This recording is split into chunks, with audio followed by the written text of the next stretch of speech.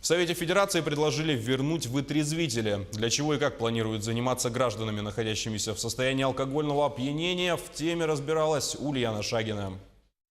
Вытрезвители обязательно нужны. Почему? Ну потому что люди, чтобы не замерзали зимой хотя бы на улице, хоть из-за этого. Зимой замерзнуть могут люди.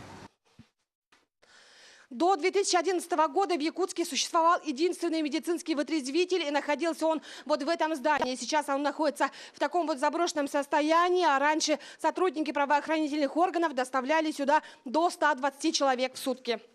С тех пор функцию центров содержания нетрезвых в основном выполняют медицинские организации. К примеру, скорая может подъехать к человеку, если он лежит на улице и какой-нибудь случайный прохожий наберет 03.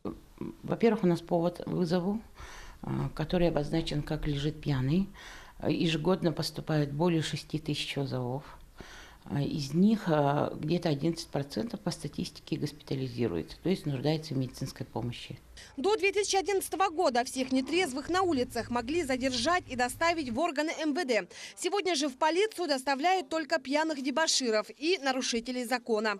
Если скорая помощь дает заключение, что его можно содержать, он просто пьяный, то тогда забираем мы, ну и, соответственно, доставляем отделы полиции, составляем протокол Кодекса административных правонарушений по статье 20.21, это нахождение в общественном месте в нетрезвом состоянии. Ну и мы можем содержать его 3 часа.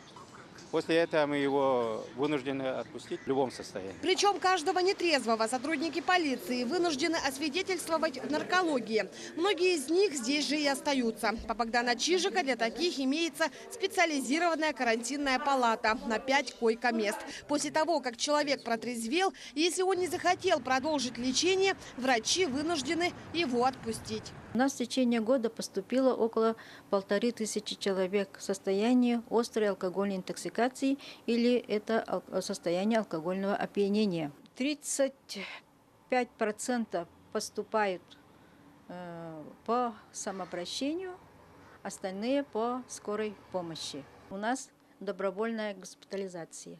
Около 70% отказываются от дальнейшего лечения и уходят после вытрезвления домой. До 2011 года вытрезвитель в Якутске содержался за счет попавших сюда граждан.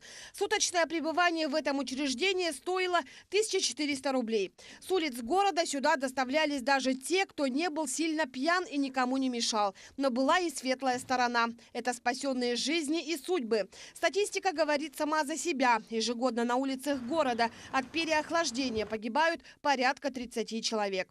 Законопроект сегодня требует тщательной проработки, чтобы вместе с вопросами профилактики правонарушений не ущемлялись и права граждан. После первого чтения законопроект будет направляться в регионы для дальнейшего обсуждения. Ульяна Шагина, Григорий Николаев, Якутск.